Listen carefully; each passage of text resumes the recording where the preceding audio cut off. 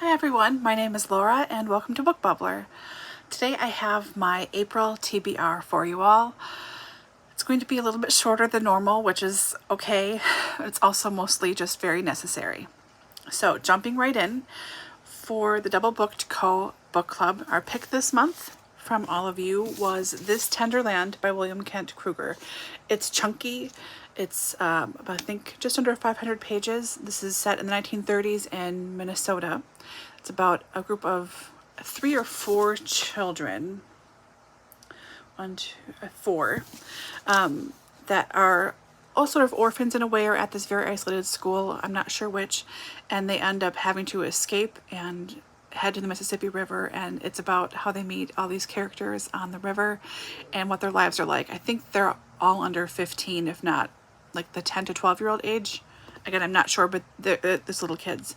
So I've never read the author before. I have heard nothing but good things about him and his work, but most especially people seem to love this book in particular. So I'm a little nervous about it, but I am looking forward to finally reading him and also reading what seems to be regarded, generally speaking, as his best book. So that's what the first one up. For the Book Naturalists book club, I won't be participating this month just because I don't have any of the books by this author. So this year I like what they're doing. Book Naturalists is run by Doris at Aldi Books and Heidi at My Reading Life. I love both of these ladies. So they have author spotlights a few times of the year, maybe 4 times out of the year. And this month the author spotlight is for Jennifer Ackerman. And Jennifer writes about birds. It seems like mostly birds from what my brain remembers. But I'm not going to be going to the library to seek her out because I have so many library books. It's terrible. She is on my radar, though. I do want to read her work. She has been on my radar for quite a while. I just haven't gotten there yet. So I won't be participating. But for those of you who maybe don't follow Heidi or Doris, first of all, I encourage you to follow them. And secondly, Book Naturalists is a great group anyways. So if you want to check out Jennifer Ackerman this month, please feel free.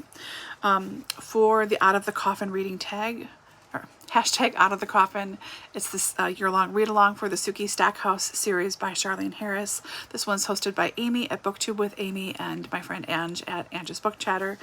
We are at the 4th book this month. This is Dead to the World. So in this one, Sookie finds Eric on the road, and Eric's memory is gone. Eric is a big, scary, very old vampire, and he's very gentle and sweet and doesn't seem to know who he is or what he is or why he's there. So Sookie takes him in and tries to find out what happened to him, how to get the old Eric back. And then this version of Eric is, I think, more persistent about trying to get in Sookie's pants than maybe the other books. So she's a little conflicted about that, especially considering everything that's going on with Bill, who's her boyfriend. And so looking forward to this one again. This series is a reread for me, except for the very last book. So these are just fun. They go down in like a day and a half. It's just great fun.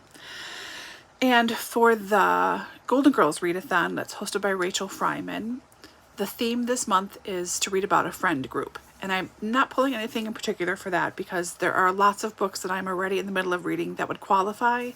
So I'm just going to slot one of those in for that prompt for whatever I end up reading first that has a friend group in it. And that's pretty much all I have on my planned reads for this month. I would like to read some Aussie fiction or nonfiction for Aussie April. I have some things pulled out, but I don't want to name titles or authors necessarily just because I don't know what I'm going to get to. So I've got that sort of on my radar low key. I would also like to read the second book in a middle grade series. This is Ghosts of Greenglass House by Kate Milford. For DoubleBookedCo, we just finished reading the first in this series, Greenglass House, and I have the second one already here. So I'd like to read this one. It is chunky, but again, it is middle grade, so it'll read pretty quickly. And I'm hoping there's a little more ghosty, smuggly storylines than there were in the first one. So this I'm hoping to get to. And outside of that, it's really going to be a lot of just kind of waiting and seeing what I have the brain power for, what I have the time for, etc. I am just finishing up the first round of the BookTube Prize right now, and I will not be doing the next round, which runs through April and May, I need a break from some of this anyways. Usually I take off this round because my birthday is in May and I like to just read fun stuff in May and not feel pressured to do, you know, read certain nonfiction books. So I normally take off this month, these 2 months anyways, for that reason. Plus, I have my massage therapy business, and then I also am in charge of DoubleBookedCo for the next couple of months because Danny, it's Benelli Speaks, my partner, my buddy, she is having her baby in April. So she'll be off for a couple of months on maternity leave, and I am gonna try and steer the good ship DoubleBookedCo as much as I can. So I want to have time for that and to catch up on things and, you know, organize and sort and perfect everything I can. So I'll be doing a lot of that. Hopefully a lot of audiobooking with that as well, but we'll see how much my brain can handle at once. If it's all I can do is concentrate on this one thing, then that's fine. So that's another reason why I'm not going to be reading quite as much. I don't have the big list I would normally have or all these challenges I'm doing. I'm trying to be a little thoughtful and kinder to myself going in, that I'm not planning everything. There are a couple of things that I do really want to read though.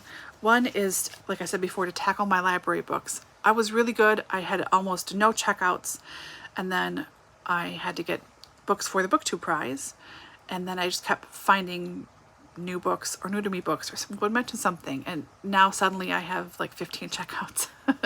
So I do want to read them, but I am getting into a nonfiction kick again, courtesy of BookTube prize. And this is one I just heard about recently from one of my friends from library thing, Mark. He had this, and I cannot wait to read this.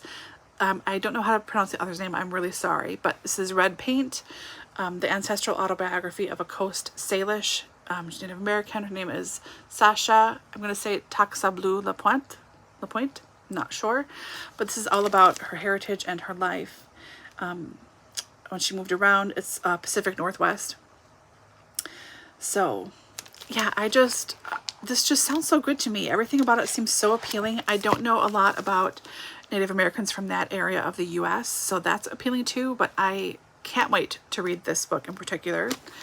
And because the Bridgertons is finally out, season 2 is finally on Netflix. Yes, I've already watched it once. Yes, I'm watching it again currently. No, I have no shame. I want to get back into reading the series again. I left off after book 3, which is Benedict's book, and now I am almost at the halfway point in book 4, Romancing Mr. Bridgerton. This is about Colin and Penelope, and so far this is so good. This is so good. I had insomnia last night for 2.5 hours, and I read most of this time. It was really hard to fall asleep again. I was like, ooh, I just want to see what happens. Something really steamy just happened. It was amazing. So I'm hoping to finish this one up. Who am I kidding? This might be finished in my next Friday reads. And then just to keep rolling with the series, because I really do want to see what's happening. An interesting thing for someone who's reading the series for the first time, having watched the TV show or watching the TV show, I like how they're pulling storylines forward and pulling characters forward from books that are much further out than the series would indicate. I like how they're folding all of these things in and changing it. So it's one of those things where I feel like the book series is good and the TV series is good, and they're the same but they're different, and I'm not comparing them. I mean, I am comparing them storyline wise, but I enjoy them both equally for being their own separate thing, even though they're both about this family. Does that make sense? So really, really psyched to be getting back into this. And really just in general, excited to be getting back into reading at all. This has not been a very good year for reading for me.